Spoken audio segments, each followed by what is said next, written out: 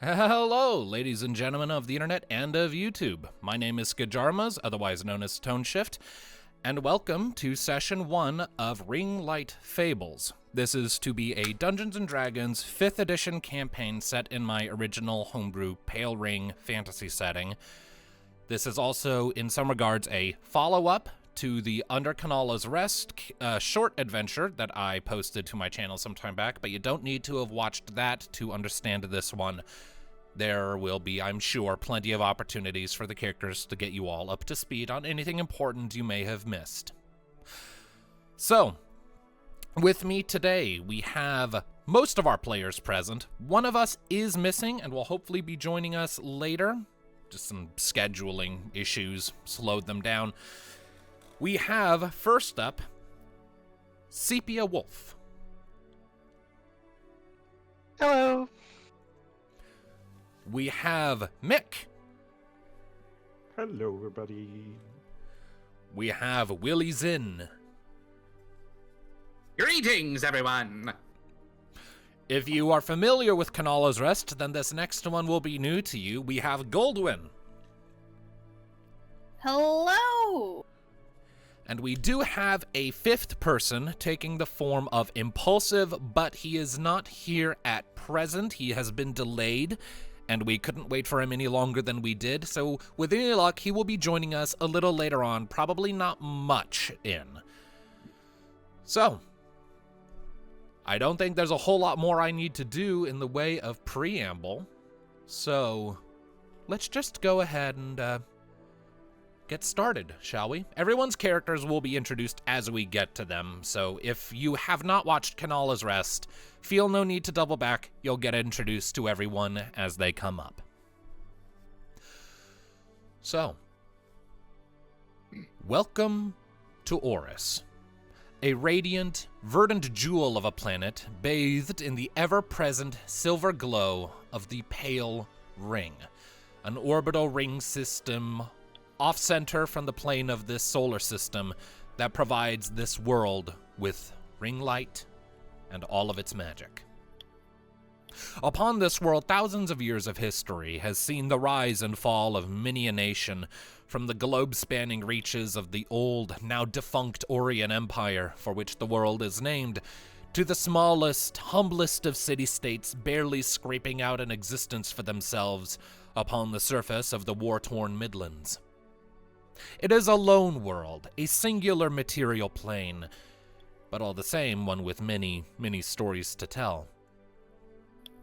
This story, in particular, this fable, shall begin in the relatively young nation of Valriv, a nation whose stated goals and philosophies are to procure, preserve, and ensure the distribution of knowledge and wisdom and information of past ages in all forms.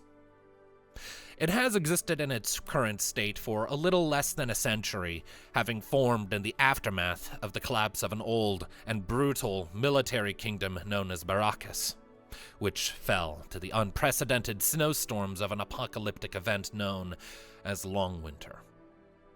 Now a haven of scholars and mages, wise men and explorers, Valriv is a nation that is still finding itself. even a century on. And in this still youthful age of rediscovery and rebuilding, there are growing pains. Unmapped ruins from before the fall of the Orions hide in the deepest tangles of the forest of 1,000 rivers that dominates the Valrivi core. Strange monsters from the world below crawl up through gaps and splits in the withered crust of the old world. Discontent and feelings of abandonment permeate the frontier lands to the north and east, leading to growing tensions and bitter resentments. But those are all very high-concept problems facing this land, and our story will not be dealing with such things for quite some time, if at all. For our story begins much, much smaller.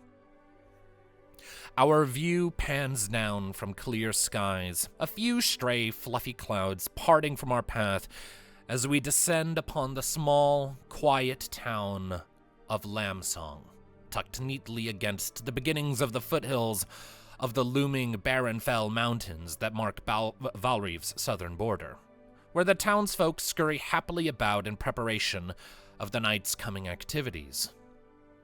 Just outside of this small little village, at the top of a shallow bluff where it first becomes visible on the road when traveling west from Kenalla's Rest.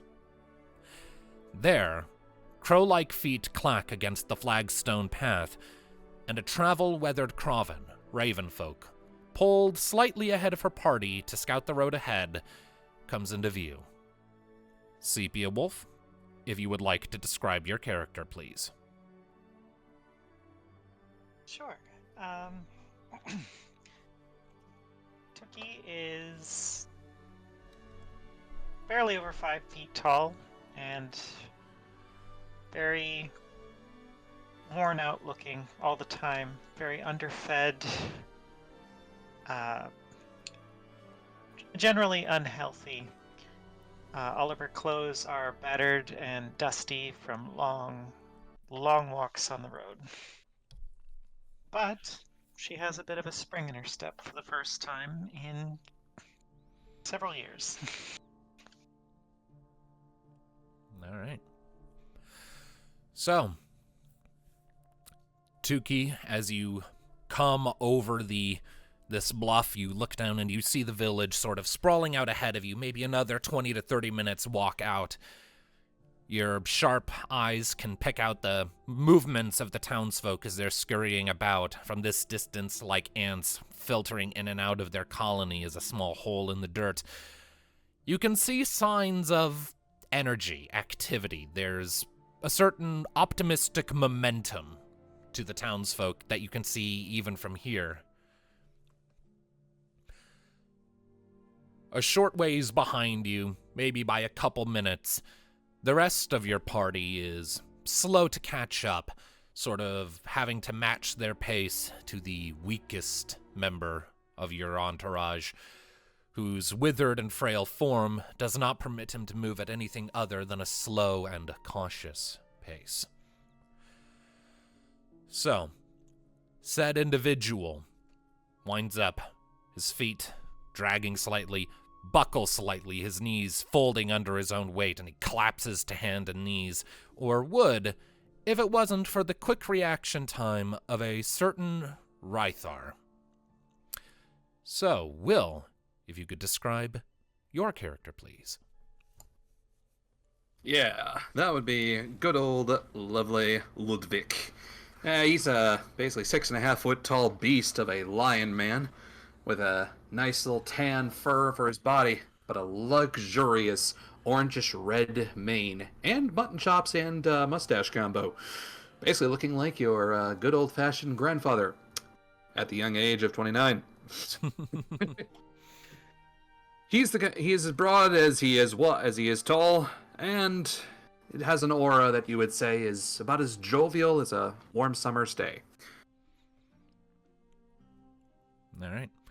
Basically clad in traditional paladin garb of the Order of Suna, which is a god of nature and healing. He wears that emblem proudly upon his chest. Armor proficiency, bard. just showing up over there on the right has nothing to do with the storytelling, okay? Sorry. You're fine, you're fine. The bards make themselves known at all times. It's just what a bard does. So, Ludviek, as you sort of catch Donald before he can hit the ground, the sort of young-ish but very haggard human individual sort of gives a shaky nod of thanks. Thank you. Ugh. I'm still not used to walking. Ow. Ow, thighs. Oh, don't worry. We don't have much longer to go, I believe. At least before we can take a rest. Good. I could use one. I'm looking forward to remembering what a bed feels like. Not just a bed, but a warm meal, I imagine. At the very least, the campfire has given us something warm last couple of nights. True, but nothing beats a nice bowl of soup.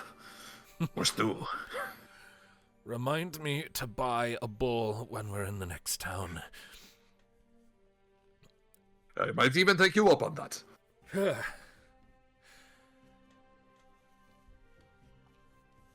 Sort of trudging, well, less trudging and more marching and matching pace, sort of quietly and vigilantly besides, we have the third member of our group. Mick, if you would like to describe your character and his current involvement in this. Yeah, Boron Emberfall is a half-dwarven mercenary of sorts. He's clad in thick splint armor with a red, slightly ragged coat over it. He's graying. He's not very young. He's mids and 50s, you would say. He wears an eye patch over his left eye with a scar. He wears a short, or for a dwarf, relatively short beard that like a friendly mutton chop, and Kind of leaves your chin exposed. Correct. And he is annoyed, which is the usual state of mind for him.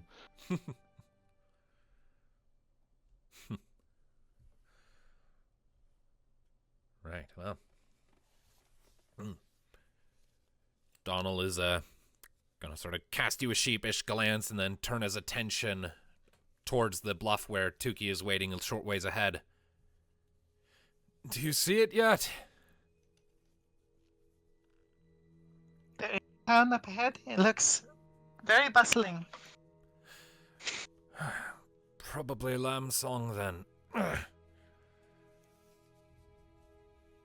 Good. Yeah, there isn't much else on the road.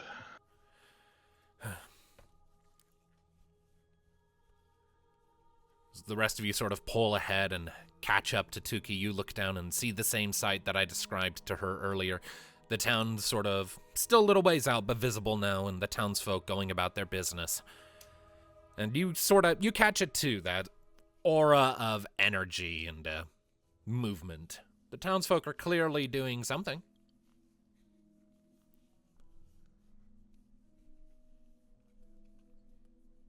So, take it away, lady and gentlemen. Well, when Boron arrives on the little hill that Tuki stands on, okay, been here a couple of times, but I never seen them so busy.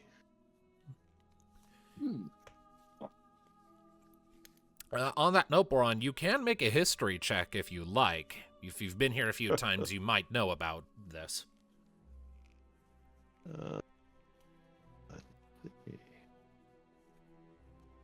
It's always a bad omen to do the first roll on an evening. It won't be a particularly high DC. It's all right. 15. Hey! Not bad for the first roll of the campaign.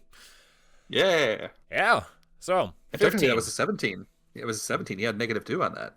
I have a -2 on that. Oh, right. Yeah. Still 15. So, Okay. you sort of consider it for a moment and recall that you've never really necessarily stayed in Lambsong for long before, on the grounds that there was almost never anything for you to do, as it's pretty close to the next major city along the circuit, Antarine. It's usually pretty well patrolled and guarded most of the time. So, you almost never have anything to worry about on that front. Very rarely was there work for you to do, but you did always hear in passing as you arrived or passed through that apparently the town has something of a celebration that they hold like every week on the 7th day. Jeez. Sort of a That's not necessarily a big celebration. It's like the equivalent of like going out to throw some horseshoes and have a few drinks and maybe play some music at the karaoke bar. It's basically a town-wide bar night, if that makes sense. karaoke bar. Kinda, yeah. You haven't seen it for yourself necessarily, but you are aware of it and sort of checking your sort of internal clock, so to speak. You sort of clock, oh yeah, it's the 7th day of the week right now.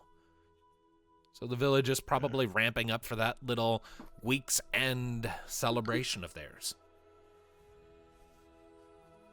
I'll relay that to the to Willy and Tuki. I think I heard something about some sort of celebration. Never been there though. Ah. Well, that sounds like the right my accent. No, well, that sounds like the right kind of thing we need after, well, the journey we've been having. Agreed. My luck really does keep turning around ever since I got to Valriv. Yeah. Yeah, let's see what they do. All right, so moving forward. Boron moves ahead. Yes. Yeah, I Alright. believe we just go into town. All right, so making the descent down the bluff and into town. It's definitely moving with activity as you're approaching. You can hear voices sort of rising up to be heard as people are moving about. It looks to be a mostly human population, though you see a handful of dwarves scattered about. At a glance, you're not seeing any Kraven or Rythar, but, you know, what have you. Now, let's see here. And you can just faintly hear the beginnings of, like, some practice tunes being played sort of muffled off in the distance. Some excited chuckles or laughs as you're passing through the sort of wooden archway that marks the entrance of the town. You see a handful of kids sort of scampering by, sort of yelling at each other, "I'm gonna find it first! Not if I do, you butthead! I am not a butthead!" before they disappear around a corner. A couple of the grown-ups further on just sort of shake their heads in exasperation and move on. Let's see here. If everyone could make for me a, what's everyone's passive perceptions real quick? 14. 12. 14, 12. Tuki, what you got? I will tell you as soon as it loads. 13. 13. All right. 13. So that was a 15, a 12, and a 13? I believe so. Okay. 14. 12 and 13. Yeah. 14. Okay. 14. All right. So, as you're sort of closing in on the town, you will notice something that sort of strikes you as a touch odd, maybe? It's not something you've seen in the times you've been here before, Boron. But you do see, sort of scattered around the village perimeter, just here and there, the occasional armed individual. Look to be maybe militia, sort of keeping a watch.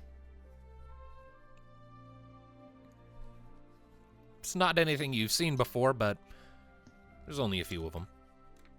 Well, probably a good idea.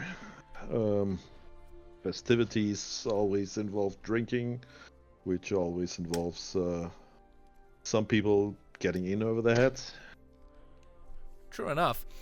Though you recall that the inn for this village is in the town center, and these sentries are around the village perimeter, so they're far away from where any such festivities would be happening.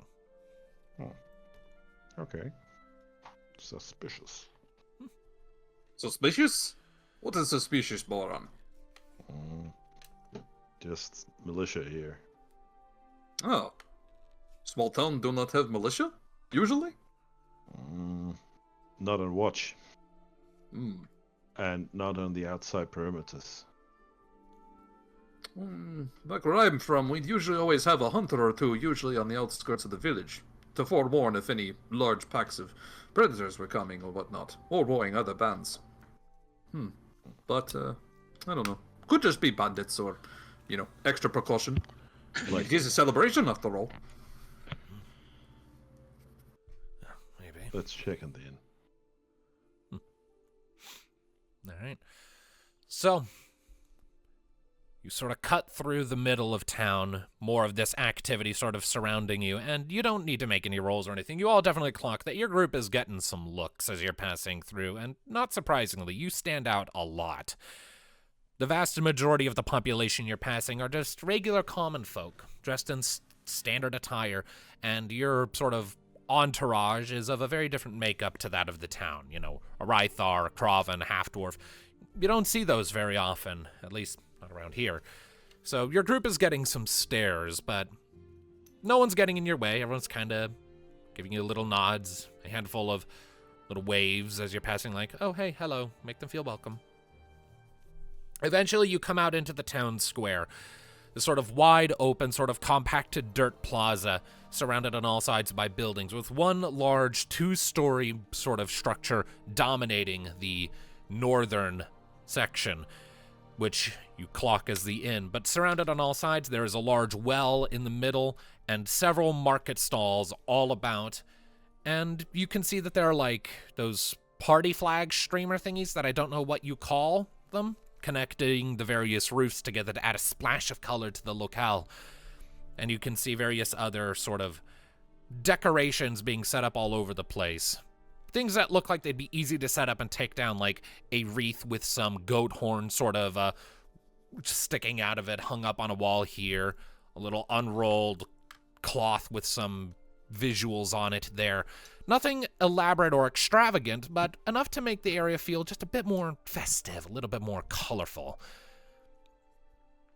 And you can see that there's like a small crowd sort of gathering off at one side of the inn, sort of patiently waiting, chattering amongst themselves with the sort of excited, nervous energy. None of them taking any sort of action at present, though, just waiting for something. You spot that sort of directly across from the inn, there is a somewhat ramshackle, but otherwise sturdy general store. There is a sign hanging over the... I'm trying to go through my notes. I'm very disorganized. Give me a second. It's all right. Here we go.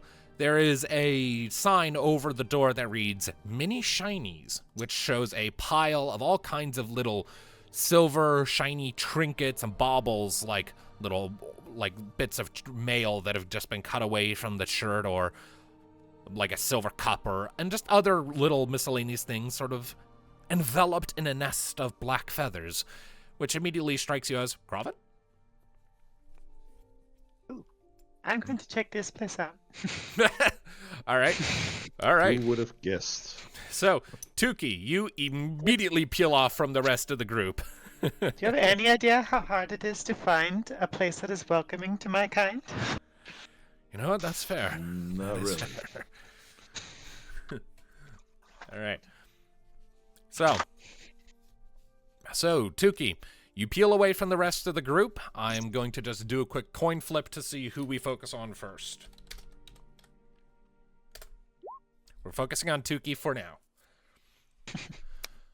So, Tuki, you poke your head into the general store. There's a little bell over the top as you push open the door, and it's kind of an eclectic interior, but in a good way. Like, there is a managed chaos with ramshackle shelves loaded with all kinds of what appear to just be general things. Nothing that would be particularly useful for the everyday activities of an adventurer. Like, you see, like, farming equipment, replacement chains and cables, spools of rope, a few lanterns or unlit torches or candles here and there, boxes and barrels that are just themselves for sale. It appears to just be a store for general supplies. Sort of behind the counter, you do see a Crovan gentleman. Looks to be on the older side, sort of standing up on the tips of his talons. His black feathers have no sheen to them. Just fiddling with something on one of the shelves behind him. Looks like he's trying to get like some sort of arrangement of books just set up just so. And he has not noticed you yet. I'll walk up to the counter and gently knock on it. All right. You knock on the counter. Hello. Ah! And the individual spins around to face you, and you can definitely see like these signs of age under his eyes. Some of his feathers on his face are starting to gray a bit, and there's like these very clear signs of weathering on his beak, long sort of faded scratches and scars and marks of wear and tear, sort of rough patches. But his face lights up on seeing you, his big sort of brown eyes shining a bit. Oh my goodness, another Crovan! We don't get many of our kind passing through here. Welcome, welcome. What can I get for you? I don't think I have much use for anything here, but I was just excited to potentially meet someone like myself. Well, it's lovely to meet you as well. My name is Juma. Hello, Juma. My name is Tuki. Your accent, I'm guessing you're from further south, aren't you? Very. Oh. Well, I'm afraid I'm a little at a loss for words.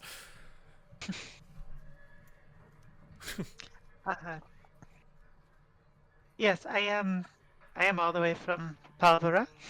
That is very much far. Whew. And what brings you to Little Lambsong?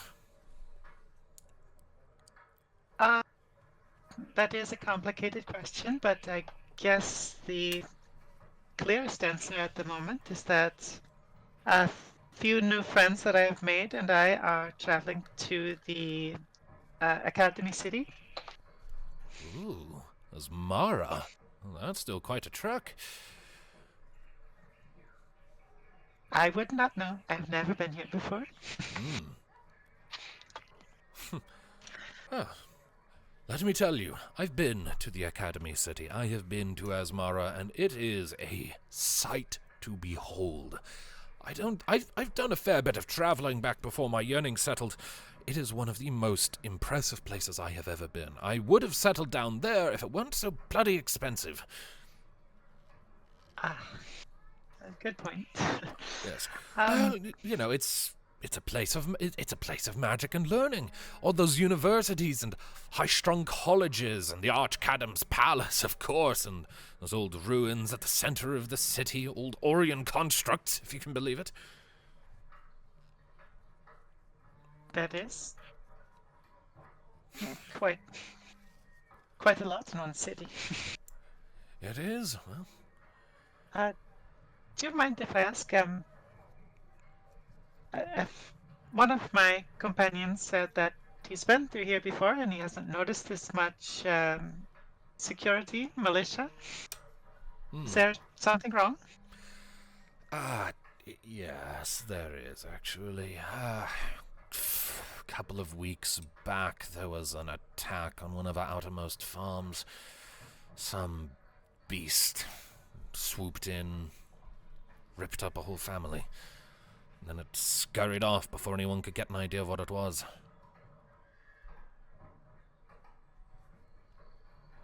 I'm so sorry to hear that. It's not a good situation, but it's under control, at the very least. We've got people on it. They're keeping a watch out for it, so with any luck, it won't be striking tonight. It hasn't struck since then, so I assume they're doing something right. That's that they haven't That is found the good. bloody thing yet. That is... I understand that it'd be nice to get rid of so that it's not a looming threat. Lambsong's it's a very nice little place, very quiet, very welcoming for the most part. They deserve better than this. But, I'm sorry, I don't mean to bring down the mood. No, that's okay. It was just something that was noticed. And is there anything special about the festival or party or whatever it is called? Yes. It's not really a festival. It's too small for that. But, and he sort of comes out from around the counter, sort of grabbing a walking stick as he's going, and sort of walks up to, on one of the walls and gestures to, one of those wreaths with, what looks like ram horn sort of protruding from the center. You know why Lambsong has its name, or perhaps you don't. You did just get here, you said. Oh no, who did we lose? What? Goldwyn disappeared for a second. Anyways, carry on. Yes, I believe I've been in Valriv total of about a week or two. Well, so the story goes. Lambsong, well, for one thing, look out there. And he sort of points with his walking stick out the window, sort of. And there's like a shallow stream that sort of cuts through the town, coming from the Barrenfell Mountains to the south, so it's sort of flowing north. Sort of, you imagine probably curving westward over time to feed into the river that Antarine sits on the shores of. And he sort of gestures with his cane, and you see that there's like this sort of hill with a bluff overlooking that river with a massive, wide canopied oak tree, easily the largest tree in town, sort of sitting at the top. And you can see like just from here you can make out what looks like sort of like a makeshift small like shrine of sorts at its base, like some cultivated flowers and decorative stone cut into blocky shapes. Legend has it, the old folk tales say, that some time ago, back during the age of Baracus, a traveling minstrel arrived here in this little area, down on his luck. No success in his performances. Anywhere he went, the old ways were not conducive to new styles of music, yes? And, feeling disheartened and disillusioned, he sat at the base of that tree, pulled out his lute and began playing a final dirge for himself, fully intending to hurl himself into the water to end his own life, because he figured that would be easier than the constant ridicule and rejections he was being subjected to. But as he played, one little creature came up to him, a little lamb, lost and alone, drawn in by the wonderful sound of his music. And, well, as enthralled as it was, it sat beside him. It listened, it watched the waters burbling away underneath as he played. And though it was an audience of one, it was still an audience. It was his audience. And it inspired in him a spark of hope. Because if someone was getting something from his song, he might as well stick around, right? So he stayed there and continued playing. He slept under that tree, and the next day he played again, and the lamb returned. And travelers, too, following the road from Antarine and too. And one of the first who heard the song and stopped to listen, besides the lamb, was the original founder of the inn over there.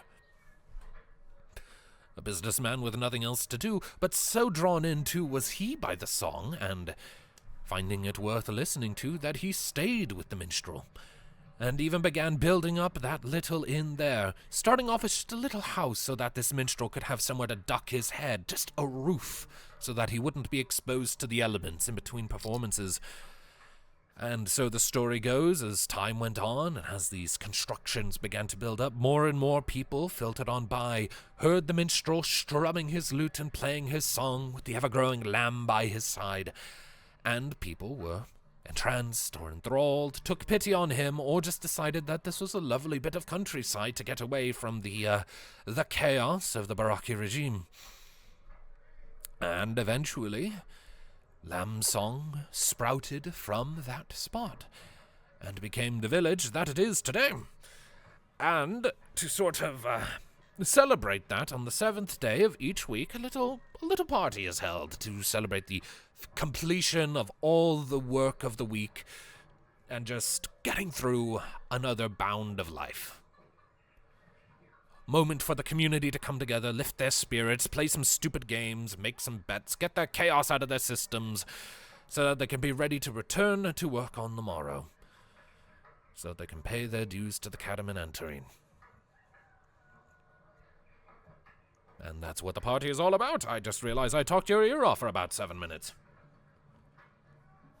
Tuki will be bouncing up and down on the tips of her feet and tapping claws on the counter.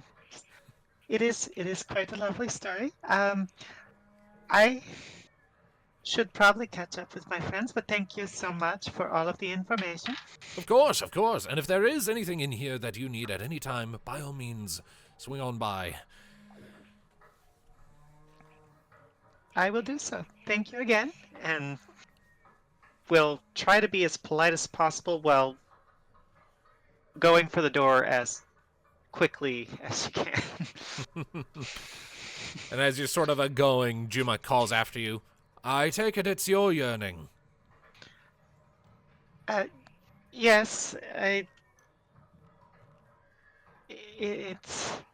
it's all right. You don't need to explain. Mine is settled, but I remember it very well. You don't need to explain. Be on your way. She'll nod and then book it back outside and look for her new friends. All right. So, with that, we will now cut over to the rest of the party, who step in to the tavern, the Lambsong Inn, the little sign over the door showing off a depiction of the very story I just recounted, of the minstrel playing his lute under the tree with the lamb sitting beside him. It's fairly quiet inside as you step in. Not a whole lot of people are about right now. Looks like everyone's kind of out in the street, sort of getting everything prepared, but you can see more of those sort of decorative banners sort of strung up from the roofs about. A bar at the back. You can see a single waitress sort of flitting between the few tables that are occupied. Very quiet and calm, mellow ambience. Behind the counter, you see a human woman on the very much on the rounder side, but like on the jolly end of it, sort of curly, dark brown hair, freckled face, currently going over a book open on the counter. Looks like maybe a ledger or a list of some kind. So, Boron, Ludviek, this is you.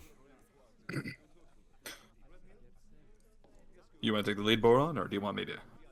Yeah. All right. I've been here a couple of times. Then go ahead with it. Yeah. Boron walks up to the counter. All right. Nods to the innkeeper and need a couple of rooms for me and my friends. She looks up at you, her face sort of lights up. Right, give me just 1 second, love. I'm wrapping something up here.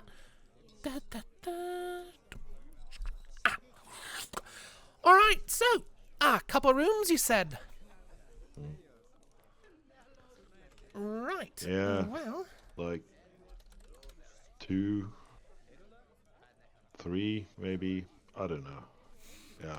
What do you have available? well, we have enough rooms for a fair few people. Each of our rooms has 2 beds. Let's see here. I'm trying to find the rules that talk about how much inns are worth. Probably then we just need 2 rooms. Only 4 beds needed. Yeah, probably. All right. 2 rooms then. Right, well, given the current occasion, rooms are on a slight discount. That will be 3 silver per room per night. Well, I'll cover O'Donnell's lodgings for now. So if you're getting 2 rooms, that'll be 6 silver per night. You need these for just 1 night, or are you sticking around for a bit? We don't know yet. We do Maybe have a to day. get to the city. We could stay for the festivities and head out tomorrow, but I think we'll be fine for 1 night at the moment, Boron. Well, sounds good. All right, well, then, 6 silver it'll be then. Alright. I can just minus 6 silver from the inventory then. All right, Ludviek's paying. Yeah. So, it's 100 silver for a gold, right? 10. No, 10. Oh, 10? Okay. It's a 1 to 10 ratio. We are not doing Electrum because fuck that. Yeah, okay. So then if I had 5 GP, then I have 4 GP and 4 silver remaining. Yes, correct. All right. Done. All right. So you hand over the coin. She counts them over real quick.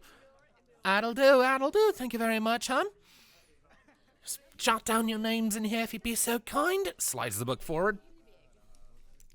Yeah. Ludviek then writes his name and writes Tuki's since she's not present and lets the Donald write his. Yep, Donald writes it in. You'll notice that he elects not to jot down his surname. He keeps that to himself for the time being.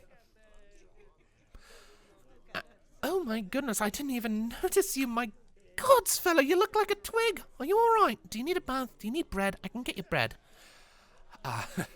Normally I wouldn't want to impose, but if you're offering bread, I will happily accept bread. I'll get you some bread.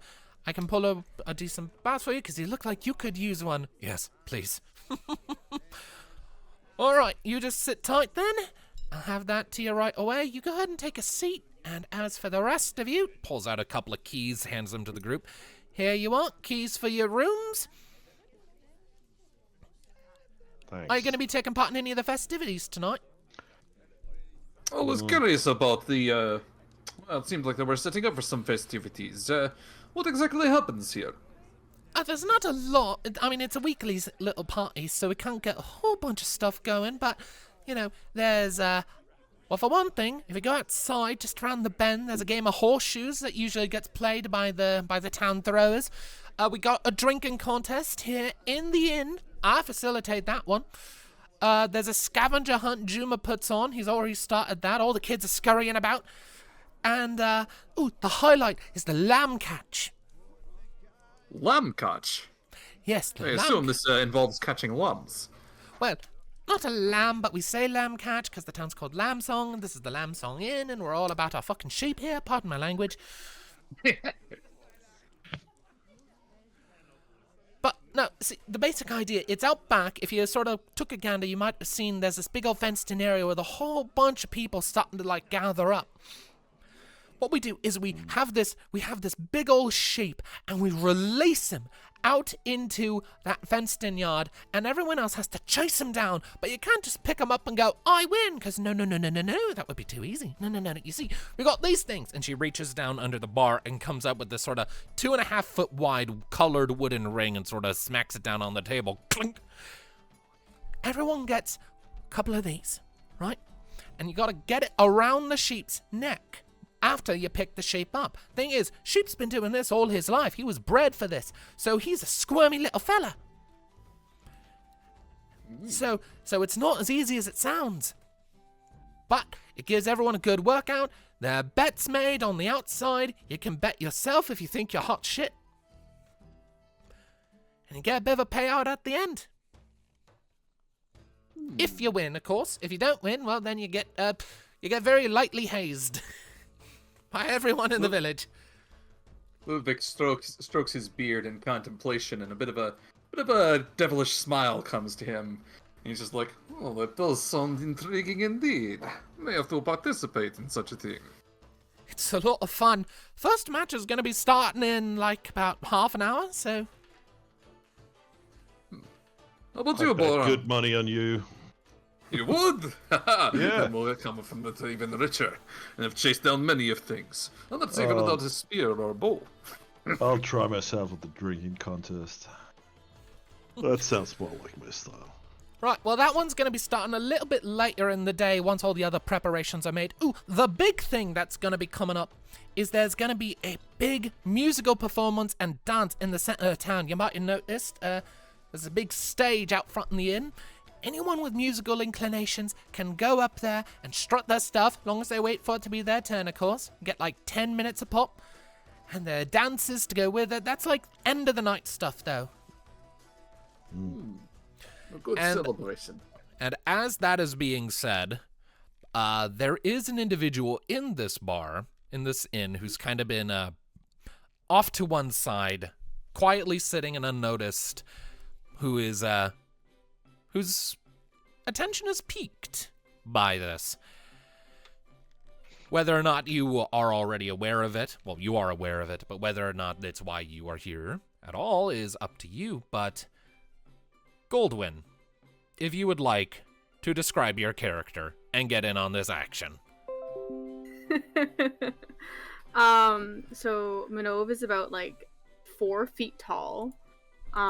She's a little, she's wearing like a big clothes, like almost drowning in her clothes. Obviously not made for her, obviously not fitting her.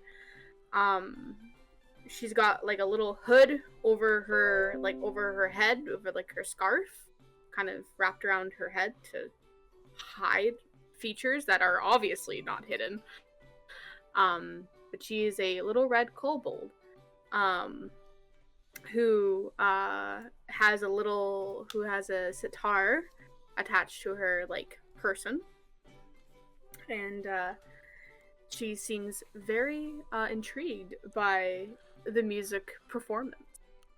Oh, that's tonight, right? Sure is. Oh, yes. All right. Okay. I will definitely be in on that. You're a bit of a performer there, little kobold. Very, actually. You could say it's one of my many passions in life. Next to drawing, poetry, music. I guess music does go into performing. Any autistic really. I really enjoy putting on a good show for everybody. A creator of the arts, yes. Absolutely. I do have a friend around, but currently they're currently not with me right now. But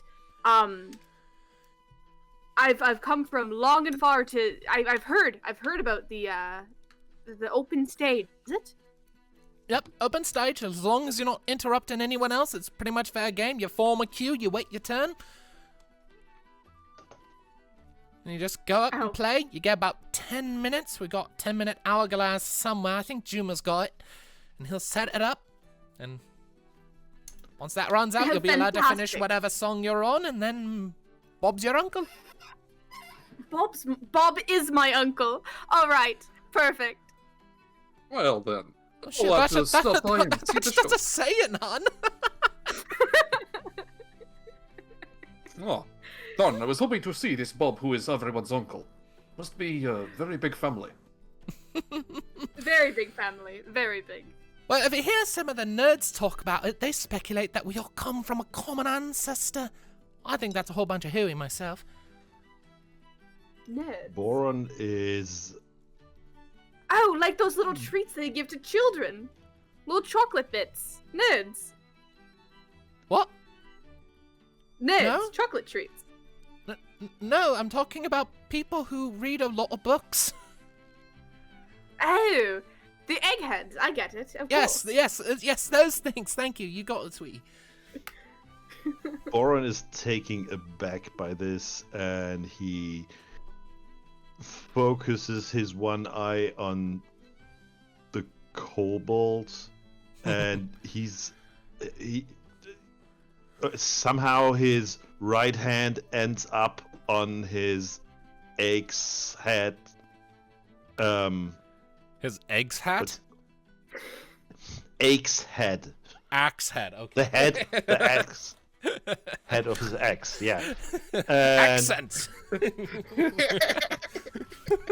Your accent threw me off. Yeah, true. Did no one get my pun? Oh, very None good. of you? I get it. I'm just angry I didn't think of it first. What's this cannibal doing here? Who? Me? Oh, well, hi. I'm. Oh, I have not introduced myself. My name is Minnove. Hello. I mean, what's this cannibal doing here? Kobold, first of all. No. It's quite all right. I get it. Hi. Well, you see, I do music and I travel. I go about all the towns and I perform and I do like meat. Meat is one of the many things in my diet. Very delicious, actually. But I only eat the beef jerky of the sort, so nothing alive or nothing that I knew was alive, I guess. Besides, Boron, what do you have to worry about? You're not kobold. Even if she was cannibal, she'd not eat you. That is very true. Kobolds, I hear kobold meat is quite tangy and not quite very gritty actually, and not very delicious to eat. Not that I've tried it. I'm not a kobold. I am a kobold. I'm not cannibal. Ludviek just strums his beard in thought, thinking, kobold meat, but then dismisses it. You're probably just spying for your friends, aren't you? I wish I was a spy. Then I might have more information than I already do. Oi, look, Minnove's been in town a couple days. Total sweetheart. Was pitched enough shit when she got here. Alright? Oh no, it's like I said, it's completely fine. Everybody has their superstitions for a reason. I fought long and hard against their kind. Well, But See? Everyone already- has their superstitions for a reason. right. I would be very superstitious if I met someone that I fought a long and hard battle with. Absolutely understandable there. Yes, understandable. Life makes our own views on it. Don't worry, Exactly. though, Boron. Don't worry, Boron. If the kobold does anything of eating you, we'll make sure it goes for the shins first. I'll be keeping my eye on you. Well, Well, say- I hope so. You only have one. Sorry if that's offensive. I didn't mean to say that out loud. I just thought it in my head because you only have one. I'd be very concerned if you had another eye somewhere that I was not aware of.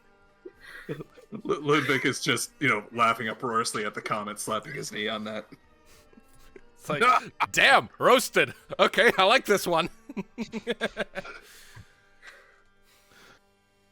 That's okay. We'll say it's at about this point I'd say that Tuki is walking in. So Tuki, you step in and you see the rest of your party currently conversing with a red-scaled kobold in baggy clothes. Baggy but very colorful. Hello. Tuki!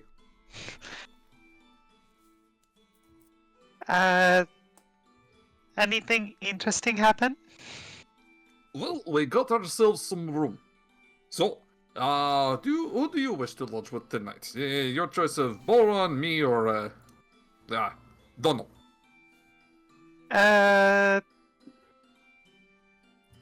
Probably best if I stay in the same room as someone who is not a light sleeper. Then probably me then. Yeah, always keep one eye open. I mean, can't do that with Boron. He's only got one. Just he nudges the kobold on that. Well, you Minnove found out- kind of like blushes slightly and is like, oh, I didn't mean to say something mean. you found out over the last couple of nights that Boron sleeps like a rock. He is very, very hard to wake up. And yeah, Tuki does not sit still in her sleep. That doesn't concern him in the slightest. you could jog around him. That wouldn't phase him. All right. Oh wait, this is Minnove. You said your name was that? Yes, hi. Minnove Moondancer, or Ringdancer. Whoopsie, slipped my tongue. Hello there. The fuck's what is that word? Moon? What? Like Bit of rock, context, I guess. bit of clarity, bit of context for the audience who might not know. When I said in this in the intro that this world is bathed in the light of the pale ring, we don't have a moon here. There is no moon in this world. There is just the orbital ring system in a vertical orbit. So Exciting. So anytime you hear someone say moon, it is a mistake. That word does not exist here. All right, context provided. Carry on. Minnove Ringdancer. It is a pleasure to meet you. Nice to meet you too. I love the coloring of you got a little sheen on your feathers there. Well, thank you. It is nice that I haven't lost it, despite my health. Well, it's very beautiful, very gorgeous indeed, and absolutely, honestly, sometimes I wish I had my own little sheen on my little scales. You're just a ball sorry. of energy. You're just a ball of energy, aren't you? Yeah, of course. Well, you kind of have to be in this kind of scenario whenever you're going to town. You gotta have all the energy in your whole body to go and play, and have the energy to stay up all night and play and drink and play. And I'm so tired. I understand. The barkeep slides you a glass of water. Drink up, hun. She just takes sips out of it, like holds it with her hand, like holds it with her claws, and the glass is very proportionate to her claws, but not really proportionate to her her body. Yeah. So she lifts it up and she drinks it. Yeah. A kid with a big cup, basically. Yeah. You just kind of open up your mouth, tilt your head back a bit, and just splash it in there. Like,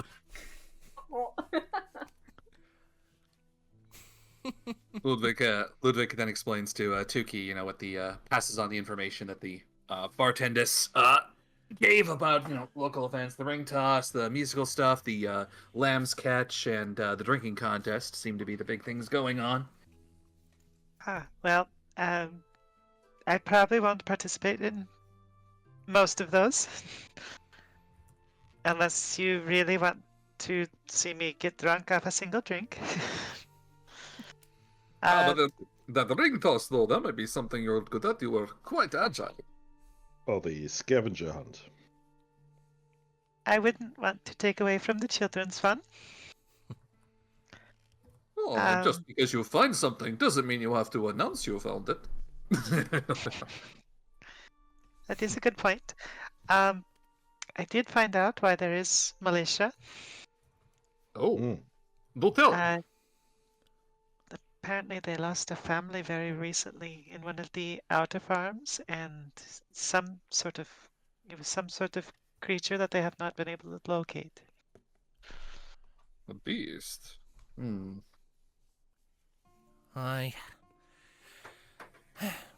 we're trying not to talk about it too much today. It's still kind of a sore subject. It was very recent. Had to skip our last of these because of it, but we're putting it on anyway in the hopes it'll bring spirits back up a bit, so. Few families are still sort of grieving. Imagine they will be for quite a while. We're a pretty small, tight-knit little community. All these folks have known each other their whole lives. Not to pry too deeply into it, but did by chance a ranger of any kind able to help you figure out what did it? All right, a pause for a second, because I have got an update from our other player who has been absent. Unfortunately, he has apparently been moved to unload a storage unit, so they stopped making payments on it, which means he's been delayed even further. But that's fine. But that is fine. Goldwyn gave a cover for him. Yeah. So we have a reason why he's not here. He's just like out stretching his legs or something. So unfortunate, but life lifed him. What can you do? Que sera, sera. Okay, Sarah. Right, so, continue. You were saying. Oh, that was the question of just like not to pry too deeply into it, but did by chance the village have a ranger or anyone looking into it? Well, give me a second. I'm pulling up some notes. Well, thing is, we don't really have many rangers on this chunk of the world down here, unfortunately. Like, we only really got the river crawlers, but as the name implies, they're busy spending their time crawling up and down rivers up in the 1,000 rivers of the forest, looking for old ruins and whatnot. But this far south, usually we get help from like the patrols routinely passing through, but haven't seen much of the patrols from Antarina late. So we're kind of on our own for the moment. We Well, could look into it for you for some coin. Maybe. We'll see. Thing is, the mayor's already hired some people to look into it. Those blokes who spoil on the outside of town, they're actually part of that little troop. There's militia guys. Yeah, not the militia, actually. There's a part of like a mercenary band that passed through recently. Oh, shoot, what were the names again? Which one? These guys? They don't look like mercenaries to me. I don't know much about them. The mayor's the one who did all the negotiating with their spokesperson. All right. I'll talk to this mayor. It's like at about this point you hear a little clearing of the throat from a little ways down the bar. I think I can actually help with that. You sort of glance over and spot a human gentleman, sort of just the right amount of messy brown hair and this sort of a green sleeved shirt with a brown leather jerkin over it, sort of sipping at a tankard of ale, sort of turns to face you with a big old smile, sort of has like a little, a surprisingly polished looking silver medallion sort of hanging around his neck. Hello, my name is Bannon, and I am a, well, I suppose you could say I'm the local face of the mercenary group she's talking about. Ah. So, you figure out what caused the, the attack on that farm? Or is it more so just offering general protection for right now? We have a strong hunch as to what the beastie is. I'm not personally one who takes to the field. I'm not a fighter myself, but I am a businessman, so I handle the rates and whatnot, and keep communication lines going. The head of our little group isn't the most sociable sort. We suspect it's a Lugarith, though. Want me to roll nature or to Any of you can make nature checks if you like. All right. Huzzah.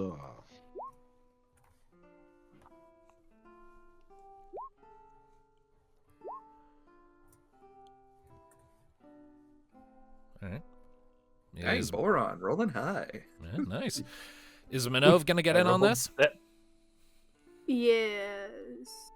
Sorry, I just had to. All right. Well, Don't look at my shape.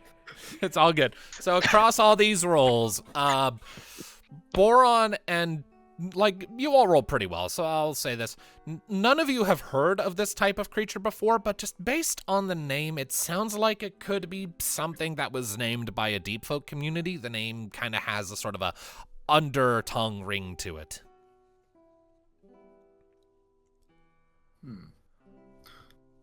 Do not recognize the name of such a creature, but if I had to guess, sounds like something from underground. By the name, at least. Aye. You would have the right of it on that front. Nasty little bit of work from the world below. Not exactly sure what it's doing up here on the surface, but, well, here it be, and here we are, and we've got the situation well enough under control, so don't worry your heads too much about it, just enjoy the festivities, eh? Well, if they say they have it in hand, they have it in hand. I'd say, let's find some fun to do and unwind. By all means. After all. After all, can't be any worse than the last time we were at an inn. He nudges Boron about that one. What happened the last time you were at an inn? Oh, long Nothing. story. Very. The beds were quite uncomfortable, and there was a bit of fighting that happened, and well, long story short, the proprietor of that inn was doing some very naughty things behind the scenes. It's actually the reason we have all done all of this. He's helping us to help bring someone to justice.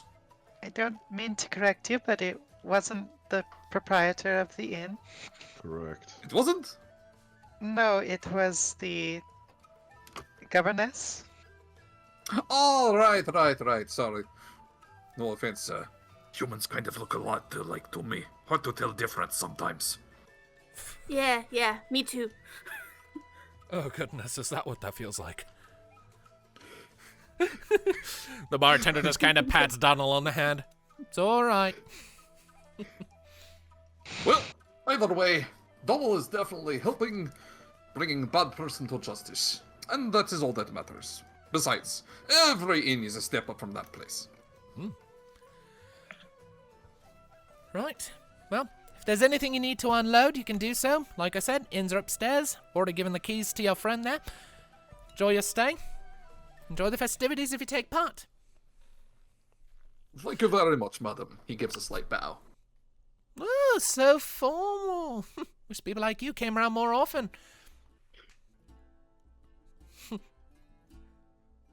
I'm Jenny, by the way. Ooh, you got a name, so you can get a number.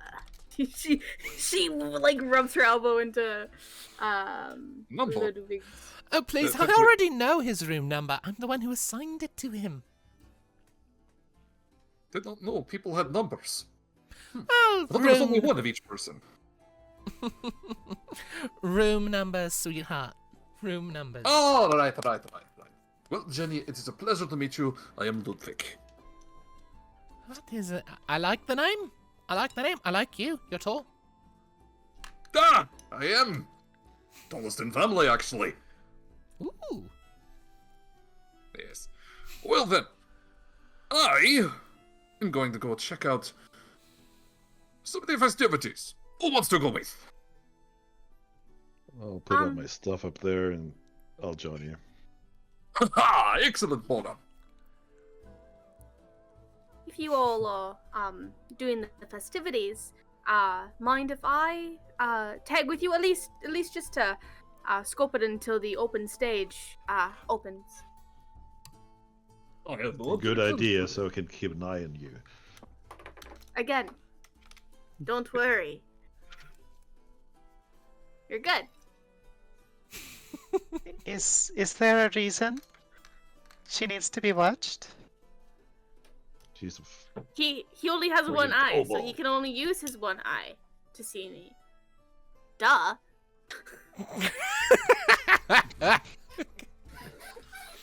I think we have our first running joke.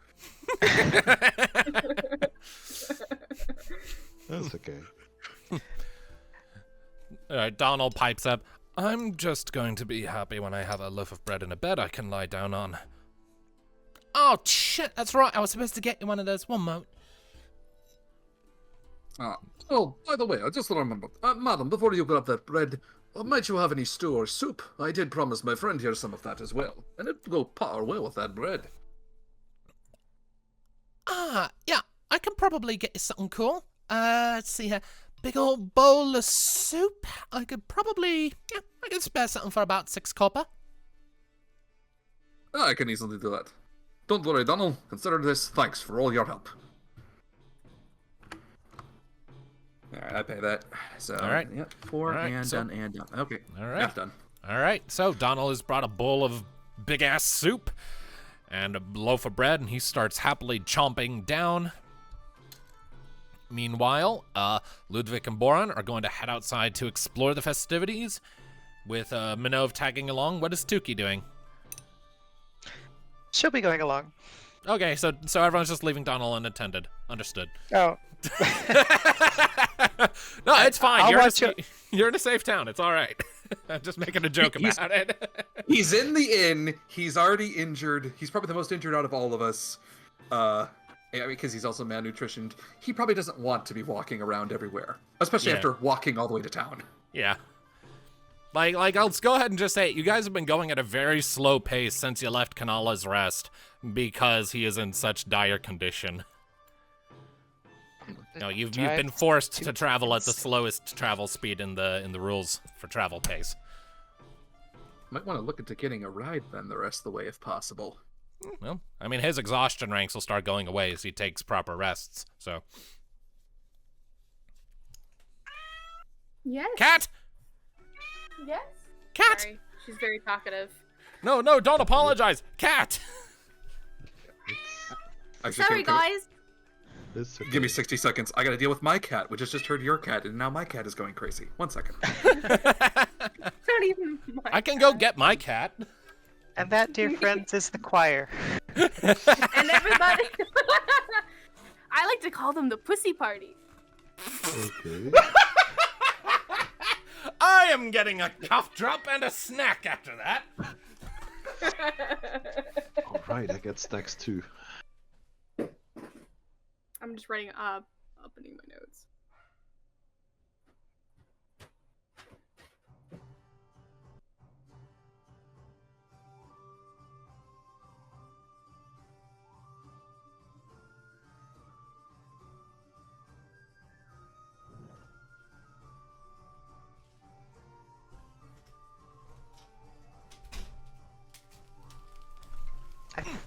After All looking right, I at am my stew returned together. with granola bars and a cough drop. I will do the granola bars first, so I'm going to be chewing for a minute. Be forewarned. All right, did I miss anything? Rent M&M. Not really. We all kind of fell silent. Awkward. Normally, I leave the recording going during those moments where I'm AFK because the roleplay typically continues. Okay. All right, well. So, But yes, final what do you check. guys- Is Tuki sticking with Donald or with the group? Probably sticking with the group, holding still. Probably is going to drive her insane after how Fair. slow they've been walking. Fair enough, fair enough. All I right. can promise you Minnove's running around, not at all moving at small, slow speed. All right, so, Minnove, you were about to start talking before I made that interruption, so what were you going to say? So, what brings you all to Lambsong? Seeing as you all just found out about the festival, I'm assuming it's not the festival that drew you all here, or unless it is, and you guys just forgot about the festivities, which I understand. I forget a lot of crucial information quite often, actually. I'm just talking. The road. Please. The road brought us. Well, you know what? I never considered that. Mhm. Boron is correct, technically, but I do believe she meant a bit more broadly. Well, to summarize what I mentioned back in the inn, basically, to make a very long story short, we wound up in some sort of game of intrigue and deception and basically uncovered the fact that a very vile governess woman had been, well, killing people. And she had trapped us in her little game as well. Unfortunately, this is the one time of her game she lost. And O'Donnell, being another victim of her game, we're basically going to go, well, provide evidence of her wrongdoing. And that's all the way to the major city. So, we just came through on happenstance. Good timing. Very good timing, actually. Seeing as today is the day that they're really starting the festivities since the incident. So it's very good timing. I hear it's a very nice, very fun. They put a lot of time into these weekly kind of festivities. Makes sense. Small villages like this, They spend most of the day working and tending to their lives. Need a day to unwind, after all. Exactly. It's exactly 2 what it is. villages, 2 incidents. I see a pattern here. Now, Boron, just because strange things happen everywhere we've go so far does not mean it's a complete coincidence. It's just... what's that phrase go? Circumstantial, yes. Yes, if it's an insane crazy lady or a creature, that's not really a way to link them.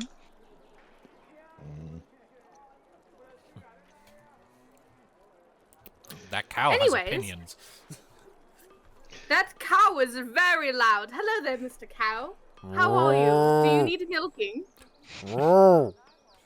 Should probably get your farmer there to milk you or something I of do the not sort. believe you'll get what you like if you try milking a bull. That's a bull. Well, you said Mr. Cow. I did say Mr. Cow. Let me check. Can I check to see if this is a man or a woman? Or, you Well, know what? I'm not going to judge. He has horns, so. Well, so do some cows. I don't fucking know. I'm not an expert on cows. All I know is that one time I had a complete brain fart during a live stream where I read the entire B-movie script because someone paid me $137, nudge, nudge, wink, wink. And at one point in it, I was a dumbass and uttered the phrase, "I'm not an expert on cows, but I'm pretty sure male cows don't lactate." And then about 10 seconds later, I realized how fucking stupid that sentence was and proceeded to be embarrassed for the rest of the stream, which thankfully wasn't very long. That was at the end of the script. Well, either or.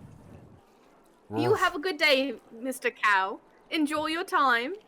Enjoy the festivities. Wait.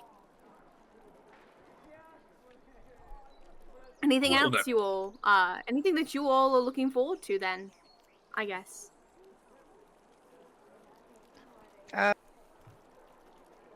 Well, I will probably sit and enjoy the music. I do have an instrument, but I don't think I would win. Oh, So I it's think I will not just about enjoy. winning, dear. It's not about winning. It's about having fun. Absolutely letting loose. Letting a string break or two. I wouldn't know what that's like. Well, we can see if they do duets maybe, and I can help you if you'd like. Ah. I mean, That would be I'll say interesting. you would know about this, Minnove, because you've been here long enough. They do have like their entire troops that have it lined up for them to go up and play it during the festivities. It's like you can go up Well, then solo you- or you can go up with a group. Like the whole thing, of course, is that just put on a good show. If you suck, people are gonna start throwing shit at you. Well then, we can suck together. Well, I could join with you. I do happen to have my own set of drums. I could definitely keep a beat. You provide the accompaniment. Exactly.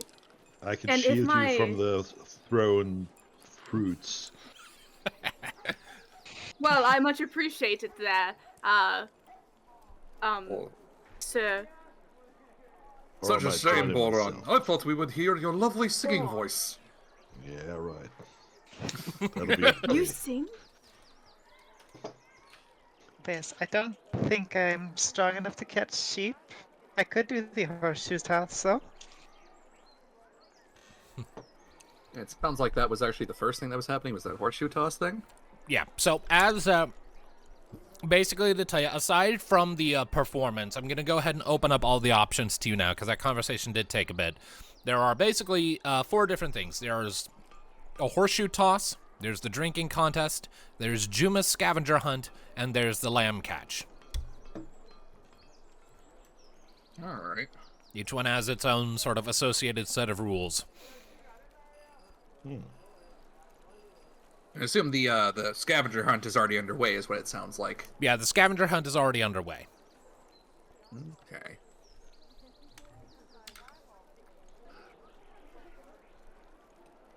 Tell me, Minnove, the scavenger hunt that's going on.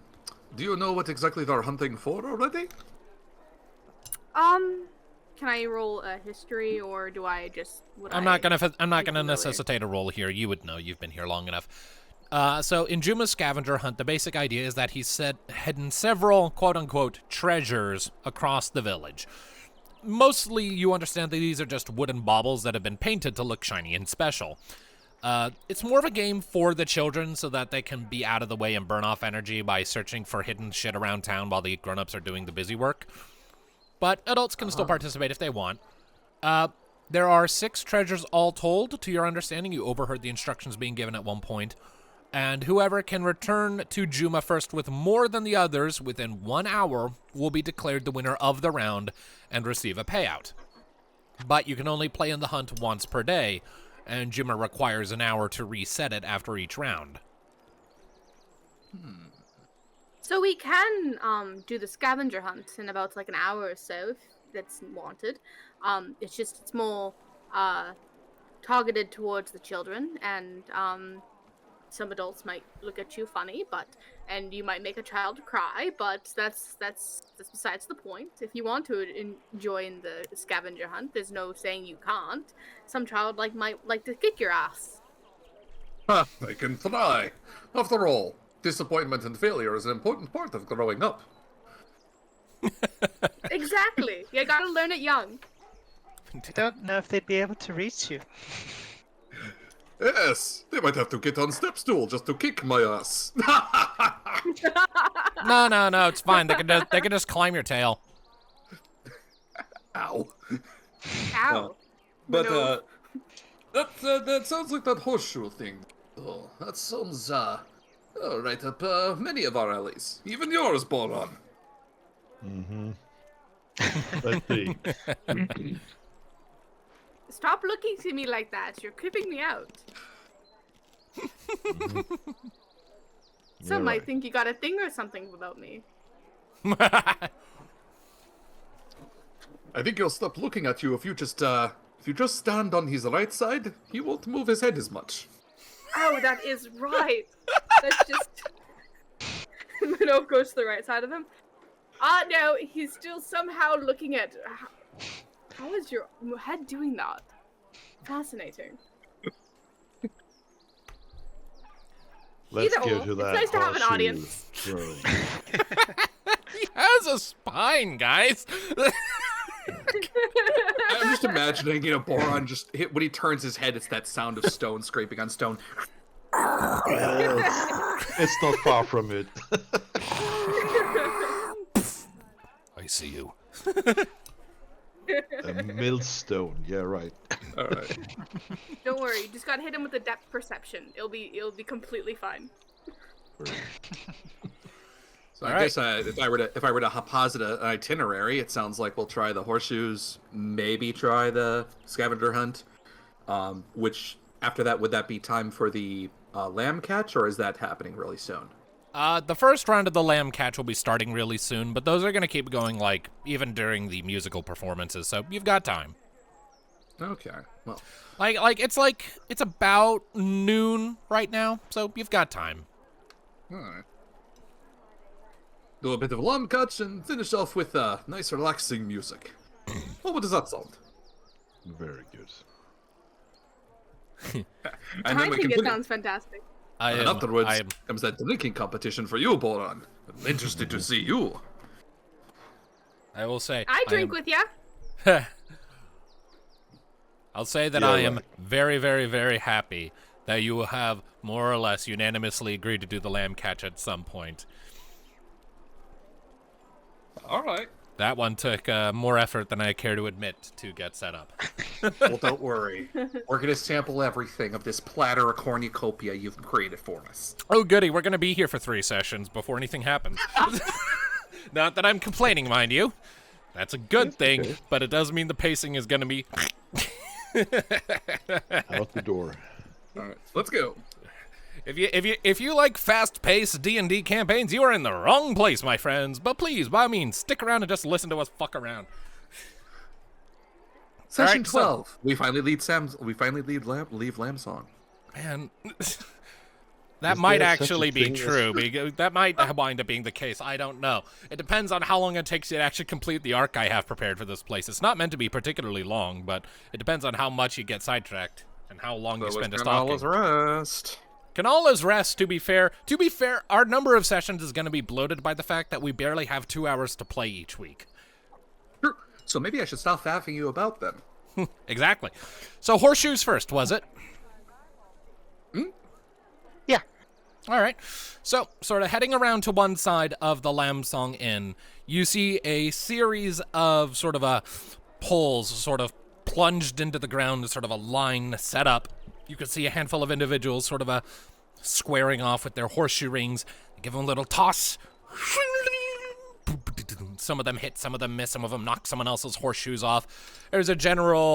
There's noise from the crowd as this is happening. Boos and cheers as, like, their specified bets are losing. There appears to be a game coordinator, looks to be a kid, actually. Younger fellow, maybe like 10 or 12 years old. Sort of really short-cropped, sort of black hair, kind of a squinty-eyed face.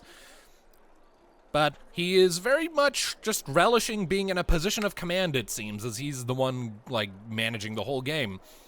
Like, he points dramatically at one of the ones who misses, like, "And that was your last ring. You, sir, are out." Bloody hell. The guy just kind of grumbles at the ground and skulks off. And the kid looks up at you all as you're approaching. "Ah, hello. Interested in playing then, or you just watching? Or you play some bets?" Both. Possibly both, yes. How does betting work and how does game work at the same time? Well, first of all, if you want to get in on a round, first you place in some amount of coinage as your bet. Basically, how confident are you that you'll pull this off? And then whoever wins takes the whole pile of bets. All right.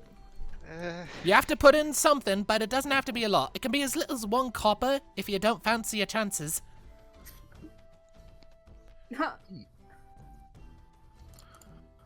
I will try at least a gold.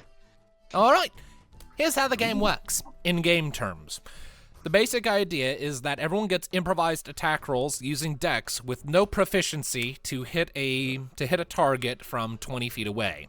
You can add flair, which will increase the armor class, but has the potential to woo and impress the crowd.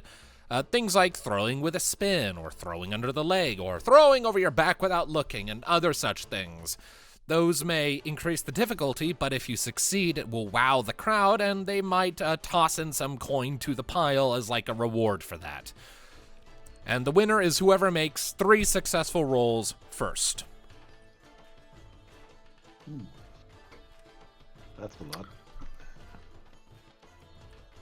Alright. Boron is will not put- a dexterous person. You know I'll what? stay on. I will put 5 silver pieces on Tuki if Tuki goes. All right. Will put we'll put 5 silver on Tuki. All right. Just marking them You down seem in like chat. a very dexterous. All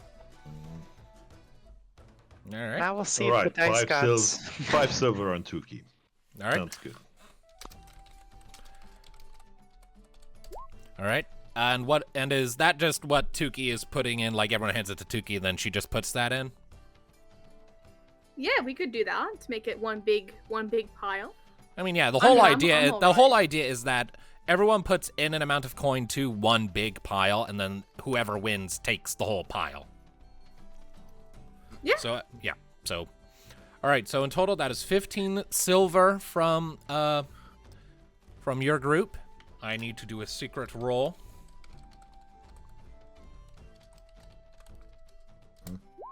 Secret roll. All right, well, GM rolls are still going to be visible in the recording, which is something I was hoping to avoid, but you know what? Whatever. So, that means that the total pile with all participants is going to amount to 34 silver pieces.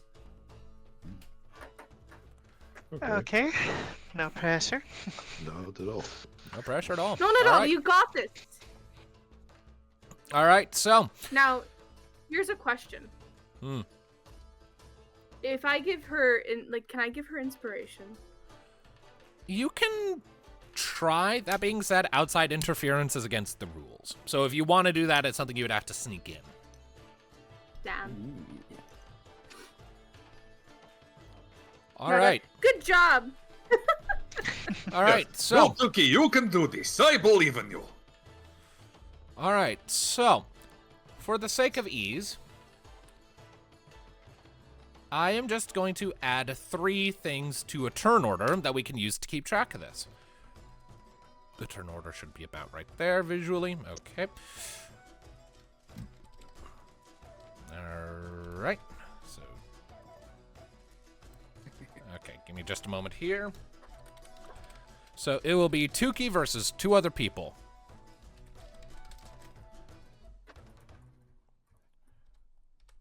So, just to keep it simple. So, Tuki, you're up first.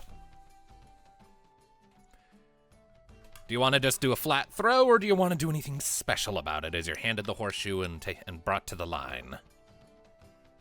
I think the first one will be just a flat roll just to get a feel for distance and how easy or difficult it will be. All right. Go ahead and make for me then just a flat dexterity check. It's basically just a dex attack roll, but no proficiency because you're not used to throwing horseshoes. 18. Damn.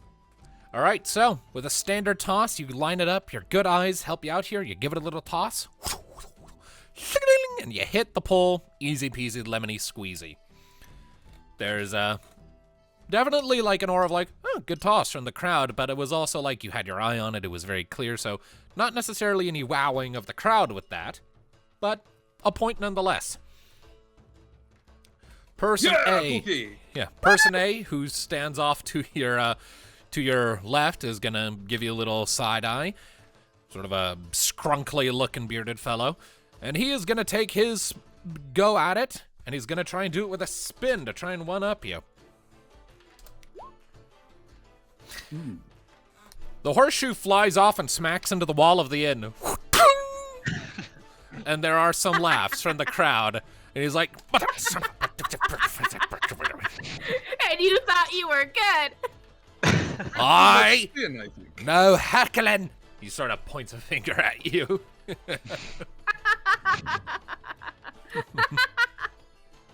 All right. Person B, sort of a kind of a slender looking woman, gonna roll her eyes. Come on, Ted, this is how you do it. And she's gonna try the same thing. And also is gonna hit the wall of the inn. Oh, you show them. Go, Tuki! And Ted's like, really, Miranda? Really? Oh, shut up. All right, Friends, Tuki. I did not know a point of game was to hit wall. All right, Tuki, it is your go.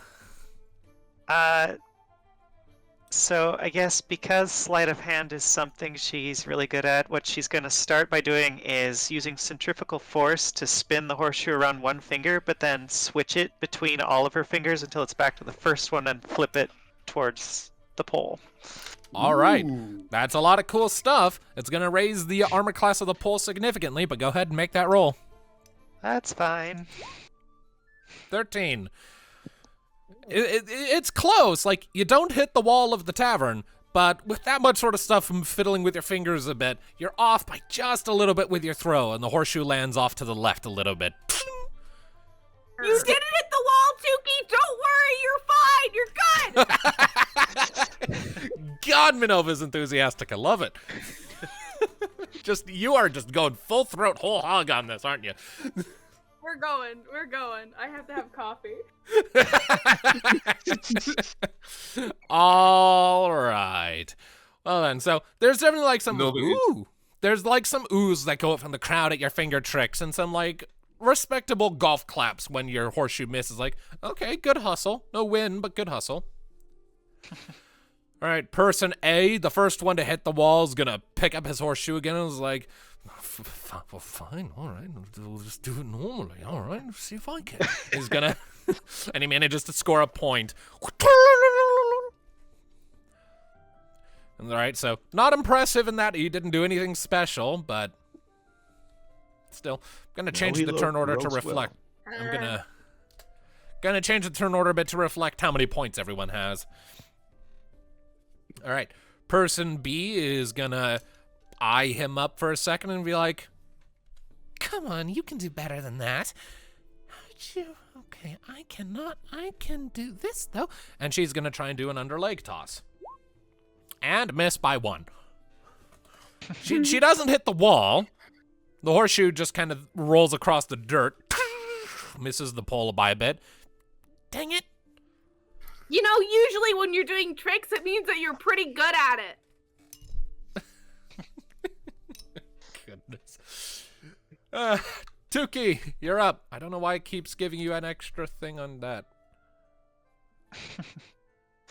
I think she's going to kind of prop it up at her elbow and let it roll down her arm and flip it off her wrist towards the pole. All right. Try for another trick shot. All right, roll it. Oof. All right, well, unfortunately that misses.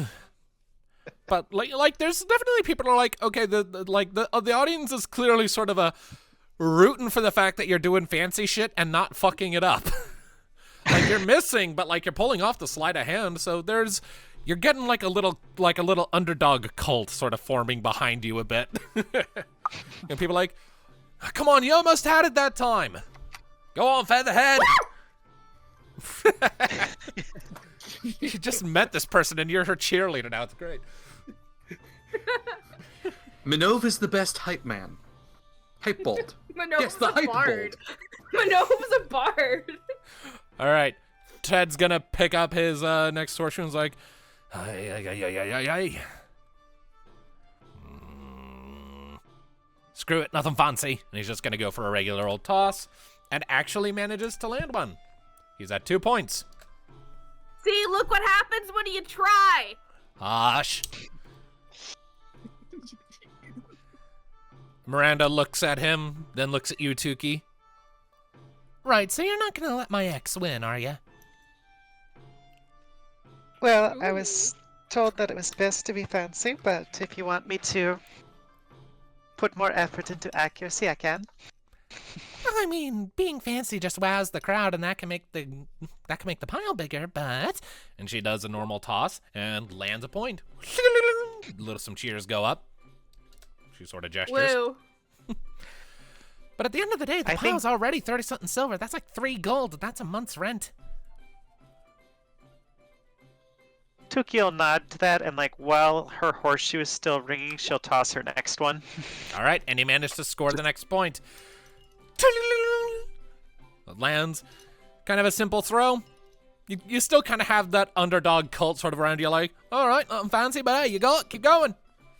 You get the impression that you're kind of experiencing mascot syndrome right now.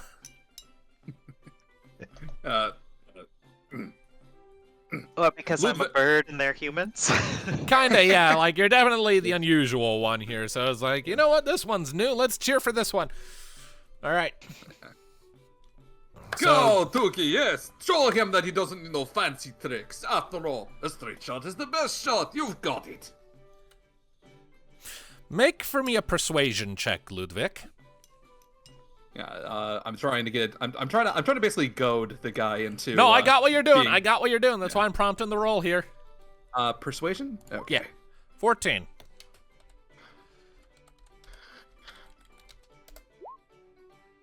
He succeeds a save against that.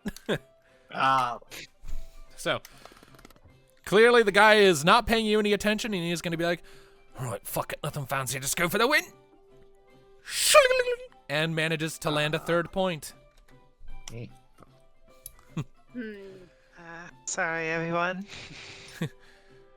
So yeah, Ludviek just as a hearty clap says, "Good show, good show. 2 out of 3. Well, I'm close." Ted kind of Gives you a little glance, Tuki. Puts on like a sort of a self-aggrandizing smile, but still holds out a hand for a shake. Might have won, but hey, you got good shit going with your hands. I can't do that. Thank you. And she will graciously shake his hand.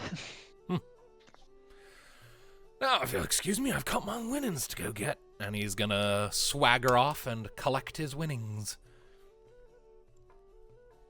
So, all that silver Good job, goes... Tuki. Yeah. So, the full pile goes to him. He gets 34 silver, and he's like, yes! Month's rent paid!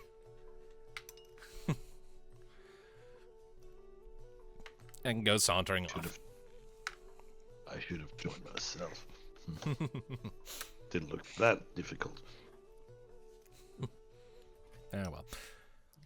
You did great, Tuki. I love the finger thing you did, and you went, and it went. It's really cool. Well, thank you. It's one of the few things that I can do while walking. Oh, walking. Yes, That's I so have cool. trouble sitting still. You gotta He's a show me walking sometime. bird. I wanna do the whole like the magic finger, like voodoo, like oh. Like voodoo. That's not voodoo. Like voodoo. Voodoo. Voodoo. Voodoo. Tuki will definitely look taken aback, but just sure, I would be happy to. Yes. Alrighty. So, the little kid gives you some clapping after that. Good show, good show. Pity you didn't win, but not everything's a winner. Well, that's what I get for trying too hard. And I'd say, at least as far as style goes, you're the clear winner. I know Ted can't do half that shit with his fingers. That's The- probably the- why he's not. That's probably why he has an ex. He leans over to Ludviek and Like, Tuki. Ludviek just... it's impossible to describe, but somehow you see a lion hold back a snicker and a snort. Said X is just kind of walking by, is like, she's not wrong. And then vanishes into the crowd.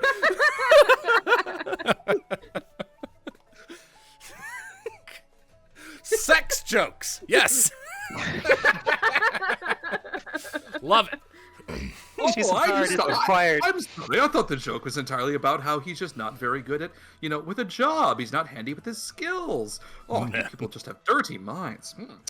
No, I'm talking about sex. That is not a man who understands the value of a good curve. And I realize This video's age restricted now. Oh well. It's fine. Hey, Maybe like 30 sure people we're- were gonna watch this anyway. It's fine. Are we sure we're not in college course? Because you seem to be grading on a curve. What?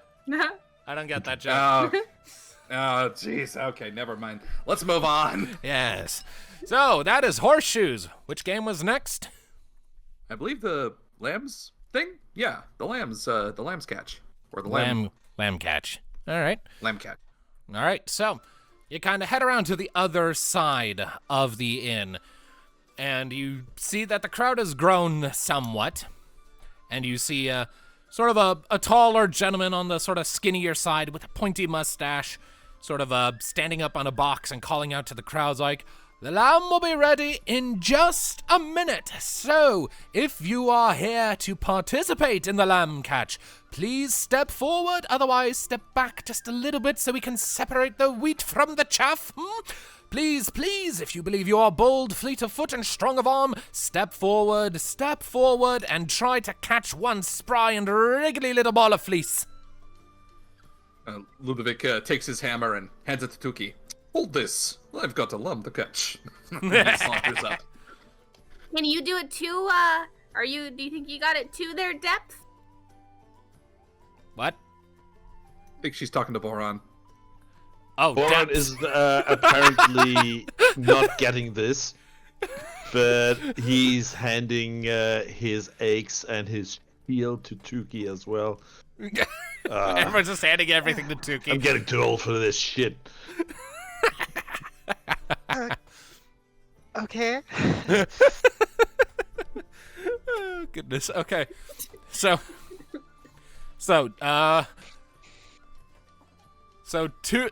Ludviek and Boron, absolutely. Is anyone else joining in on this, or just those two? It's strength-based, right? I mean, I think probably there's strength and dexterity. it's based on things. It's probably the most complicated of these games that I have created. Excellent. Then I think it's best to have them. I think Minnove will watch and be their cheerleader again.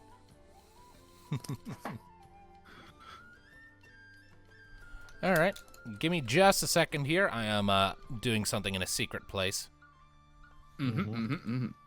Yes, I am updating. I'm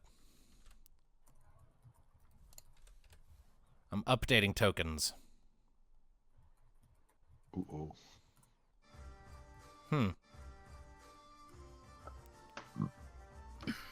That's bizarre, but are you fiddling with your HP right now, Goldwyn? No, I'm typing notes. My bad. Because I may just have to redo your token at some point because it's giving me grief. All right. Either way, if you're not participating, but Boron and Ludviek are, that's fine. Their tokens are fine. Oh, my HP. No, I just put my HP on, so that might be why. Like, I put my HP on earlier. Well, either way, so as you sort of come forward, the manager of the game sort of notes you two, quirks an eyebrow. Oh ho ho, some outsiders to the game, eh? Well, come on up, don't be shy. I'm sure you can put on one hell of a spectacle, can't you? Yeah, right. Indeed. Catching animals used to be something I did back home. So, what are the rules to this interesting game? Well, the rules are very, very simple. So, he reaches down to his side and sort of unhooks one of the same rings that Jenny showed you earlier and sort of holds it up. A lamb, as we call it, more of an adult sheep, but a lamb will be set loose in a fenced-off area just behind me. Now, some villages or festivals might have games of wrestling or catching pigs, and this is somewhat similar, minus all of the mud. The idea is that you will want to chase down the lamb and successfully capture it. But it's more complicated than that, as not only do you need to catch the lamb, but you must be the first to place your colored rings around the lamb's neck like a necklace. And it is a fully grown sheep, one who has been bred for this very activity. He revels in it, though be aware that if he stops having fun, he will make it known by biting your toes and stepping on your shins. And don't you worry, he's a very gentle beast. He'll only start doing that if he's genuinely in distress, and he is very well fed and very well groomed in between every match. This is a beast who is pampered, and this is how he repays us for that. And anyone who successfully completes the game will be rewarded with 5 silver pieces. I hear we can also place bets on ourselves or others, correct? You can, absolutely. That's more of an outside thing. The 5, it's not quite like the horseshoe toss where you just bet on yourself. No, the outside sort of bets on you. But there is just a flat rate of 5 silver that you get for winning. Any rules against using magic, I assume? Yes, no magic. I don't imagine there are any magi here, but all the same, no magic. No outside forces. It's just your own feet, your own hands, and the rings you are given. I see.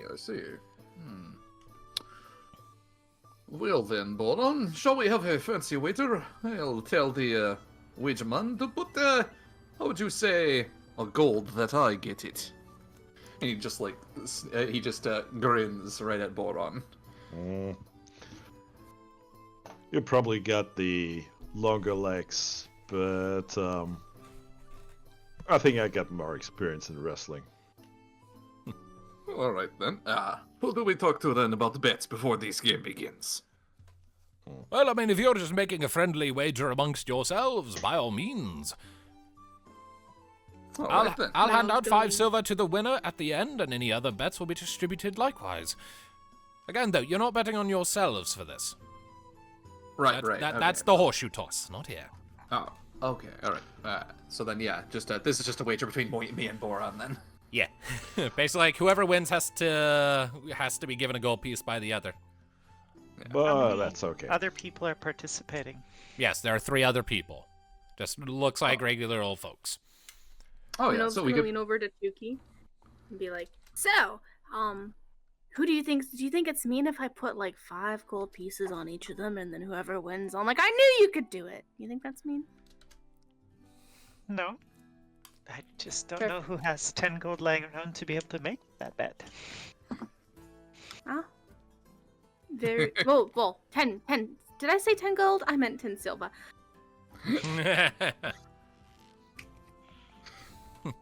To let your money bag show there, kobold.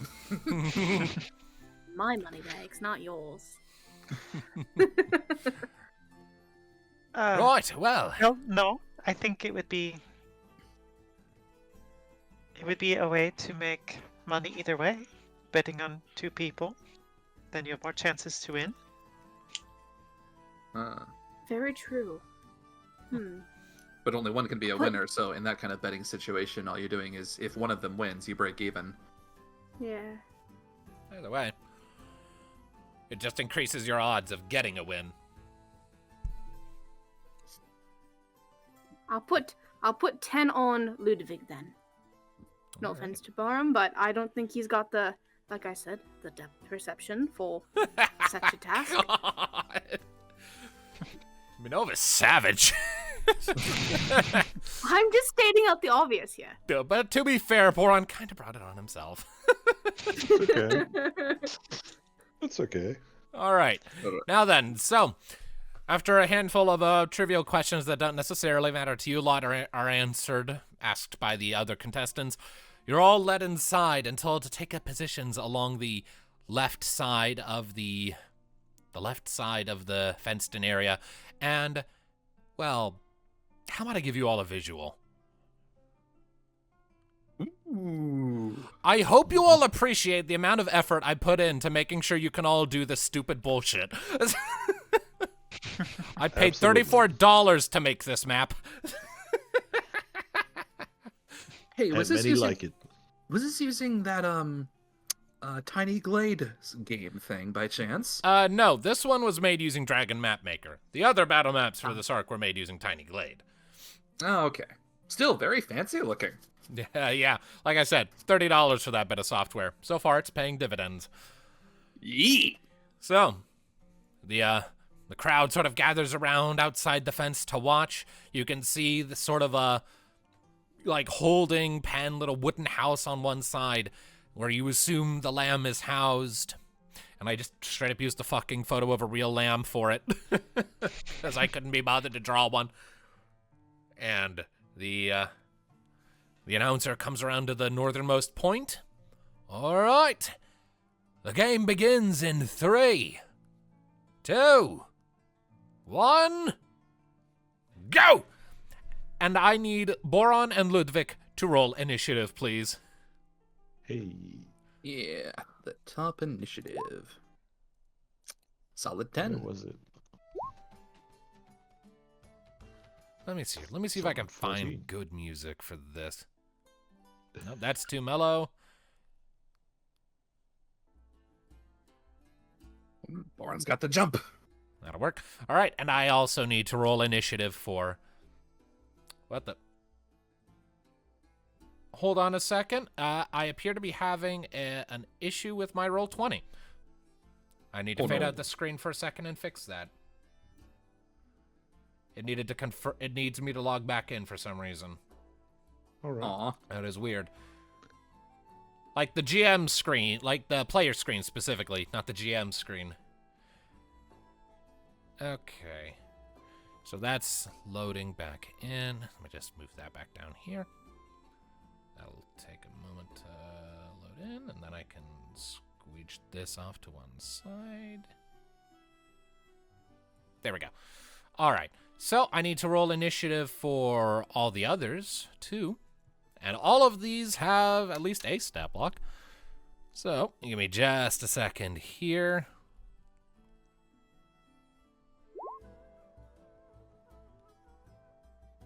Oh, nope. 3.1? It's for the sake of tiebreakers. Ah, okay. Yeah. All right. And Look at him go. Initiative boy. critical. Wow. alrighty. So this will begin with the lamb. However, sadly, I do not believe we have time to do this in full on account that Mick needs to drop out soon. So, with this, with basically the firing of the gun and everyone breaking into motion for this little lamb catch game, that's where we are going to call it as our first to be continued. So we will pick this up in a couple of weeks. Chances, just as a quick heads up, I'm probably gonna hold off on uploading any of these until we're a fair ways in, so that I have a buffer. But this is session 1. Yay. Oh, hold on a second. There we go. For some reason, that shifted to the GM screen, even though I wanted to be on the player screen. But you know what? Whatever. It doesn't matter right now. So, with all that said, thank you all, ladies and gentlemen, so much for joining us for the start of Ringlight Fables. I hope you enjoyed it. I certainly did. And we will see you all next time, hopefully with our 5th and final player able to join us. So we'll see you then. Until then, take care of yourselves, keep listening, and don't be a dick. Bye-bye. Bye-bye. Bye.